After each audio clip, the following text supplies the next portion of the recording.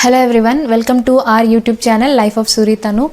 ఈ వీడియో ఏంటి అంటే నా ప్రెగ్నెన్సీ జర్నీ, నాకు తెలిసిన కొన్ని ప్రెగ్నెన్సీలో నేను ఫేస్ చేసిన ప్రాబ్లమ్స్ కానీ, నాకు తెలిసిన కొన్ని టిప్స్ కానీ మీతో షేర్ చేసుకుందామని.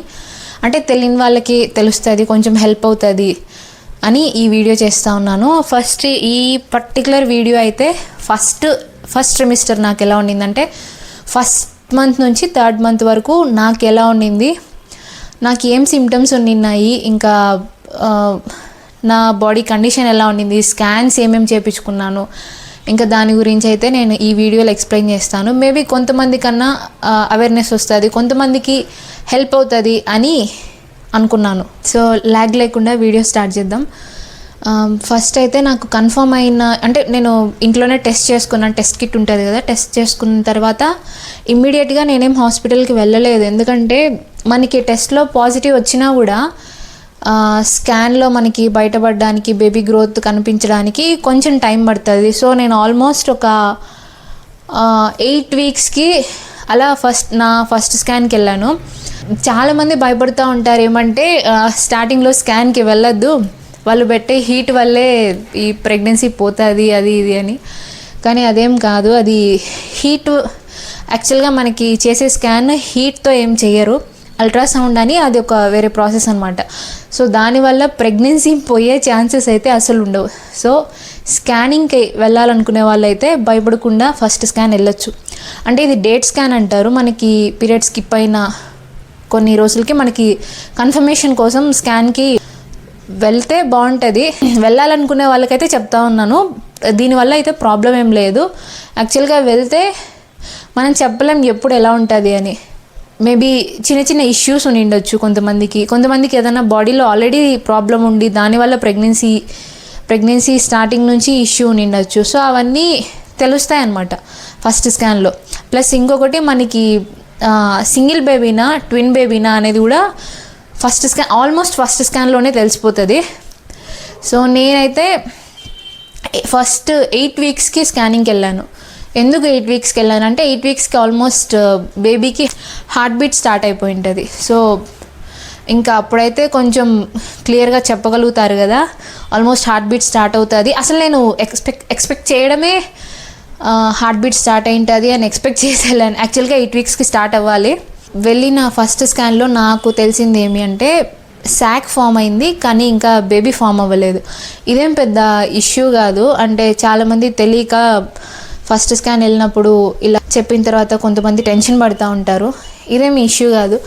యాక్చువల్గా ఒక్కొక్కరికి ఒక్కొక్క టైంలో కన్సీవ్ అవ్వడం అనేది కొంచెం డేస్లో డిఫరెన్స్ ఉంటుంది. సో దాన్ని బట్టి బేబీ ఫామ్ అనేది అవుతుంది. సో ఇదేమంత ఇష్యూ కాదు.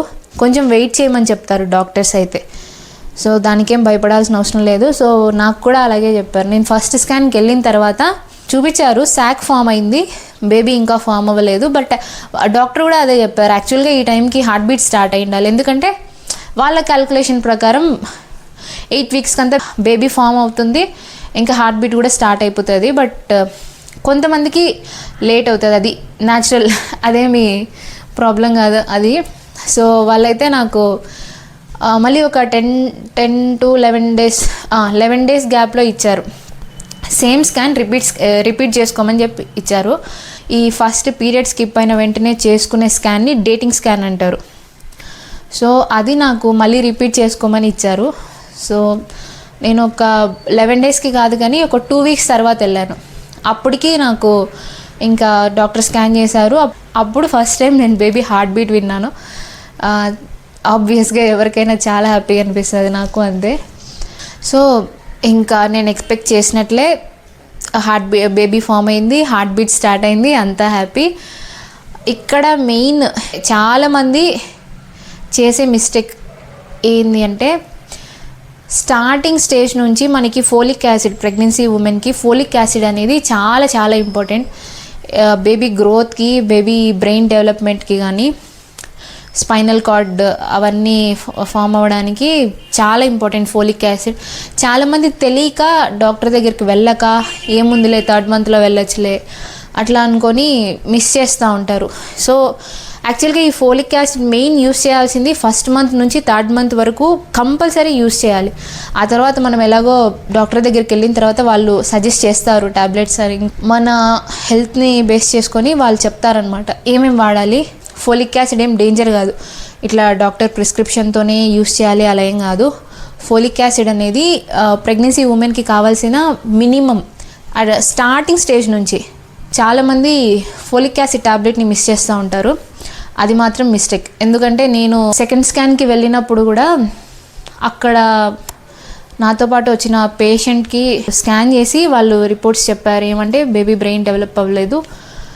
మీరు వాళ్ళు అడిగారనమాట, మీరు స్టార్టింగ్ నుంచి ఫోలిక్ యాసిడ్ యూస్ చేయలేదా అది ఇది అంటే వాళ్ళు యూస్ చేయలేదని చెప్పారు. సో అక్కడ క్లియర్గా అర్థమవుతుంది కదా ఫోలిక్ యాసిడ్ ఎంత ఇంపార్టెంట్ అని. అలా అని ఫోలిక్ యాసిడ్ యూస్ చేయకపోతే ఖచ్చితంగా డిఫెక్ట్స్ వస్తాయని కాదు, బట్ ఈ సేఫ్ సైడ్ యూస్ చేయండి. యూస్ చేస్తే మనకేం సైడ్ ఎఫెక్ట్స్ ఉండవు. ఆ టాబ్లెట్స్ హీట్ కాదు, చాలామంది ఏమంటే టాబ్లెట్స్ హీట్ అది ఇది అని చెప్పి యూస్ చేయకుండా ఉంటారు. బట్ ఈ రోజుల్లో ఈ జనరేషన్లో మనం తినే ఫుడ్కి ఖచ్చితంగా కొన్ని విషయాల్లో టాబ్లెట్స్ వాడాల్సి వస్తుంది. మనకేం ముందులాగా మన పెద్దోళ్ళ ఆ జనరేషన్లో లాగా అంత న్యాచురల్గా ఫుడ్ లేదు కదా.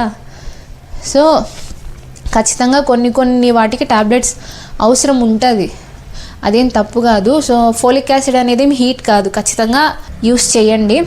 అది కూడా మీకు కన్ఫర్మ్ అయింది అన్నప్పటి నుంచి యూస్ చేయండి. నేను ఫస్ట్ టైం డాక్టర్ దగ్గరికి వెళ్ళినప్పటి నుంచే ఫోలిక్ యాసిడ్ స్టార్ట్ చేశాను. డాక్టర్ ఇచ్చారు నాకు ఫోలిక్ యాసిడ్ స్టార్ట్ చేశాను. రిపీటెడ్ స్కాన్కి వెళ్ళినప్పుడే నాకు బ్లడ్ టెస్ట్ కూడా చేశారు. అంటే చాలా హాస్పిటల్స్లో కొంచెం లేట్గా బ్లడ్ టెస్ట్ చేస్తారు, కొన్ని హాస్పిటల్స్లో స్టార్టింగ్ నుంచి చేస్తారు. ఇది నాకు అంత క్లారిటీగా తెలీదు. బట్ నేను సెకండ్ టైం డేటింగ్ స్కాన్కి వెళ్ళినప్పుడు నాకు అప్పుడు సజెస్ట్ చేశారు blood test. So blood test చేయించుకున్నాను. మనకి బ్లడ్ టెస్ట్ చేస్తే మనకి ఇంటర్నల్గా ఏమన్నా ప్రాబ్లం ఉందా అని తెలిస్తే సో దాన్ని బట్టి ట్రీట్మెంట్ అనేది కొంచెం మారుస్తారు కదా. సో అలా బ్లడ్ టెస్ట్ చేశారు, రిపోర్ట్స్ చూపించాం, ఏం ప్రాబ్లం లేదు, అన్నీ హెల్తీగా ఉన్నాయని చెప్పారు. యాక్చువల్గా ఆ టైంలో మా ఇంట్లో వాళ్ళు అడుగుతూ ఉండిన్నారు, నీకు వామిటింగ్స్ ఏమన్నా అవుతూ ఉన్నాయా అంటే. నార్మల్గా ప్రెగ్నెన్సీ స్టార్టింగ్లో అవి సిమ్టమ్స్ అనేటివి ఉంటాయి కదా, వామిటింగ్స్, కొంచెం తల తిరగడం, ఫుడ్ నచ్చకపోవడం అలా ఇలా అని. నేనైతే స్టార్టింగ్లో నాకు స్టార్టింగ్ ఒక 2 months కూడా ఈ సిమ్టమ్స్ ఏం లేవు. నేను వాళ్ళు అడిగినప్పుడల్లా నాకు సిమ్టమ్స్ ఏం లేవు అని నేనే కొంచెం మంచిగా ఫీల్ అవుతాను. నిన్న అమ్మయ్య నాకేం లేవులే, ఇంకా ఇట్లే ప్రెగ్నెన్సీ జర్నీ అంతా ఇలాగే హ్యాపీగా జరిగిపోతే బాగుండు అని. బట్ 3rd month స్టార్ట్ అయిన తర్వాత అప్పుడు స్టార్ట్ అయింది నాకు కూడా. బట్ యాక్చువల్గా ఇది ఎక్కడ స్టార్ట్ అయిందంటే నాకు మెయిన్ ఫస్ట్ డిఫరెన్స్ తెలిసింది ఏంటంటే ప్రెగ్నెన్సీ వచ్చిన తర్వాత ఆకలి. నాకు మామూలుగానే ఆకలి ఎక్కువ అంటే నార్మల్ అందరిలాగానే ఆకలి వేస్తుంది. కాకపోతే నేను ఆకలితో ఎక్కువసేపు ఉండలేను. నాకు ఆకలి వేస్తుందంటే నేను ఫాస్ట్గా తినేసేయాలి. సో అలాంటిది ప్రెగ్నెన్సీ తర్వాత నాకు ఇంకా ఆకలి ఎక్కువ అవ్వడం స్టార్ట్ అయిందంటే కొన్ని హార్మోన్ చేంజెస్ వల్ల ఒక్కొక్కరికి ఒక్కోలాగా బాడీ చేంజ్ అవుతుంది. సో నాకు ఎలా అంటే ఒకేసారి నేను ఎక్కువ ఫుడ్ తినలేకపోయేదాన్ని, ముందులాగా క్వాంటిటీ ఒకేసారి ఎక్కువ తినలేకపోయేదాన్ని. ప్లస్ తినిన ఒక 1 hourకే ఆకలేసేసేది. ఇది ఒక ఫస్ట్ సిమ్టమ్ నాకు అనిపించింది ప్రెగ్నెన్సీలో. సో నేను నార్మల్గానే ఆఫీస్కి వెళ్ళేసి వస్తూ ఉన్నా, ఈవినింగ్కి ఏదైనా స్నాక్స్ తీసుకెళ్ళడం అట్లా చేస్తూ ఉన్నా ఆకలికి. బట్ ఒకరోజు ఏమైందంటే ఈవినింగ్ చాలా ఆకలేసింది, ఆఫీస్ టైం అయిపోయింది, ఇంటికి రావాలి. చెప్పాను కదా నాకు మామూలుగానే ఆకలికి తట్టుకోలేను. అప్పటికి ఇంకా తినకపోతే నా వల్ల ఏది కాదు. ఆకలి వేసిందా జస్ట్ ఒక 5 minutes లోపల తినేసేయాలి అంతే, లేకపోతే నీరసంగా అలా అనిపించేది. సో ఆఫీస్ నుంచి వస్తూ ఉన్నప్పుడు చాలా ఆకలేసింది. అప్పటికి నేను అనుకుంటానే ఉన్నా జంక్ ఫుడ్ వద్దు ప్రెగ్నెన్సీలో. 2nd month ending or 3rd month స్టార్టింగ్లో, ఇంకా స్టార్టింగ్లో ఉన్నాము, జంక్ ఫుడ్ అస్సలే వద్దు, అవాయిడ్ చేద్దాం అనుకుంటా ఉన్నా. కానీ ఆకలికి నా వల్ల కాలేదు. మెట్రో స్టేషన్ బయట కెఫేస్ ఉంటాయి కదా, అక్కడ వెజ్ రోల్ తీసుకున్నాను. అక్కడ మనకి ఇంత హెల్దీ ఫుడ్ అవి ఇవి దొరకవు, sandwich, veg roll, French fries అవి ఇవే దొరుకుతాయి. సో వెజ్ రోల్ తీసుకొని ఫుల్గా తినేసిన. ఆకలి అయితే తీరింది.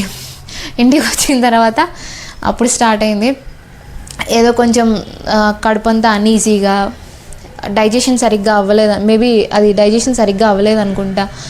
ఇంకా నెక్స్ట్ డే నుంచి నాకు నిజం చెప్పాలంటే ప్రెగ్నెన్సీ ముందు చిన్నప్పటి నుంచి ఇప్పుడు దాకా కూడా అసిడిటీ ప్రాబ్లం కానీ గ్యాస్ట్రిక్ ఇష్యూస్ కానీ ఇట్లాంటివి ఏమీ ఉండేవి కాదు. నాకు ఏది తిన్నా డైజెస్ట్ అవుతా ఉండింది, అన్నీ సెట్ అవుతా ఉండింది నా కడుపుకి. అట్లాంటిది అది జంక్ ఫుడ్ వల్ల స్టార్ట్ అయిందో లేదంటే ఈ ప్రెగ్నెన్సీలో హార్మోన్ చేంజెస్ వల్ల స్టార్ట్ అయిందో నాకు తెలియదు, కానీ నెక్స్ట్ డే నుంచి నాకు అసిడిటీ స్టార్ట్ అయింది. కడుపులో మంట, ఏం తిన్నా కూడా కొంచెం గ్యాస్ ఫామ్ అయ్యి కడుపులో మంట, లేదంటే ఆకలి జస్ట్ ఎక్కువసేపు కూడా అవసరం లేదు, జస్ట్ ఒక 2 to 5 minutes నేను తినడం లేట్ అయినా కూడా కడుపులో మంట. ఒక 2 days అట్లే కొంచెం సఫర్ అయినా, అంటే ఆఫీస్కి వస్తా నిన్నా, కానీ ఇదొక పెయిన్ అనేది ఉండింది. అసిడిటీ ఇష్యూ అనేది స్టార్ట్ అయింది. ఇంకా డాక్టర్ దగ్గరికి వెళ్ళాం 3rd day. ఇంకొక ఇంపార్టెంట్ పాయింట్ ఏమంటే ప్రెగ్నెన్సీలో ఉన్నప్పుడు నార్మల్గా మనం వేసుకునే ట్యాబ్లెట్స్ ఏమంటే అవి వాడకూడదు అని నాకు చాలామంది చెప్పారు. ప్లస్ అది నేను కూడా నమ్ముతా.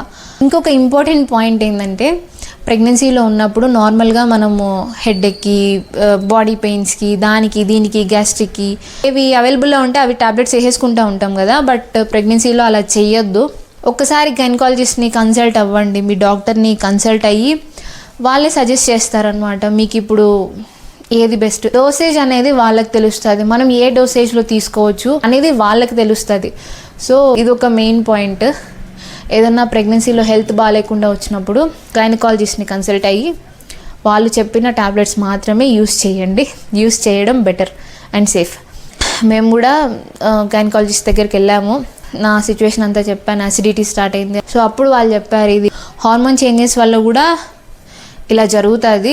మామూలుగా ప్రెగ్నెన్సీ అన్నప్పుడు చాలామందికి ఇలా అసిడిటీ, గ్యాస్ట్రిక్ అనేది కొత్తగా స్టార్ట్ అవుతాయంట. ఫుడ్ కూడా జంక్ ఫుడ్ తినద్దు అని చెప్పి కొన్ని మంచి ఫుడ్స్ సజెస్ట్ చేశారు. అసిడిటీ తగ్గడం కోసం అని 3 daysకి టాబ్లెట్స్ రాసిచ్చారు. సో అవి యూస్ చేశాను, కొంచెం కంట్రోల్ అయింది ముందు కంటే. ఎందుకంటే హార్మోన్ చేంజెస్ వల్ల ఖచ్చితంగా హార్మోన్ చేంజెస్ అనేది ఒక రీజన్ ఉంటుంది ఖచ్చితంగా. మొత్తం నార్మల్ అవ్వలేదు, అసిడిటీ అయితే ఉంది, కాకపోతే ముందున్నంత ఇబ్బందిగా లేకుండా కొంచెం కంట్రోల్ అయింది. ఫుడ్ తినడానికి ఓకే. బట్ అప్పుడు స్టార్ట్ అయ్యాయి వామిటింగ్స్ అంతా.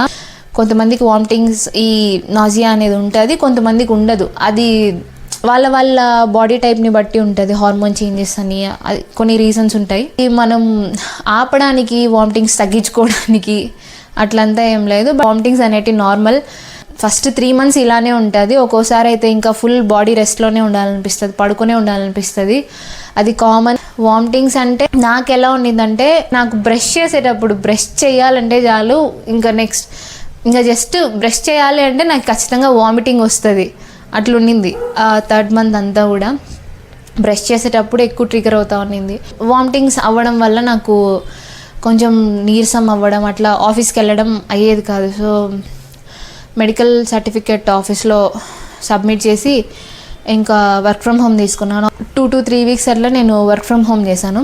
వర్క్ ఫ్రమ్ హోమ్ చేసినా కూడా ఇంట్లో నాకు కొంచెం ఇబ్బందిగానే అనిపించేది వర్క్ చేయడానికన్నా. అంటే నిజంగానే నాకైతే ఎక్కువసేపు పడుకొని ఉండాలి, అనీజీగా అనిపిస్తూ ఉన్నింది వామిటింగ్స్ వల్ల. వంట చేయడానికి కూడా నా వల్ల అయ్యేది కాదు. నా 3rd month అంతా నేను కుకింగ్ చాలా తక్కువ చేసింది. ఆల్మోస్ట్ మా హస్బెండ్ సురేషే చూసుకున్నాడంతా. ఒక మెయిన్ పాయింట్ ఏమంటే ప్రెగ్నెన్సీలో ముందులాగా ఒకేసారి మొత్తం తినద్దు. అది చాలా సింపుల్ రీజన్. దానికి సాక్ ఫామ్ అయి ఉంటుంది కదా, సో మన పొట్ట స్పేస్ కొంచెం తగ్గుతుంది అనమాట. ఆ క్వాంటిటీ ముందులాగా మనం తినలేము, అంత స్పేస్ మన పొట్టకి ఉండదు.